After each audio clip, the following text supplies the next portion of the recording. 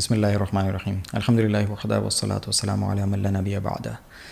آج رمضان کے دوسرے دن جو ہم دعا کرنے جا رہے ہیں وہ انتہائی جامع دعا ہے۔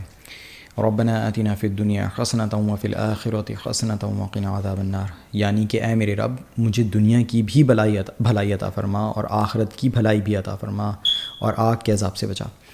یہ دعا قرآن کی دعاؤں میں سے ایک دعا ہے۔ اس میں دنیا اور آخرت کی سب بھلائیاں مانگ کر عذاب سے پناہ مانگی گئی ہے، یعنی کہ ہر فکر سے خلاصی مانگی گئی ہے۔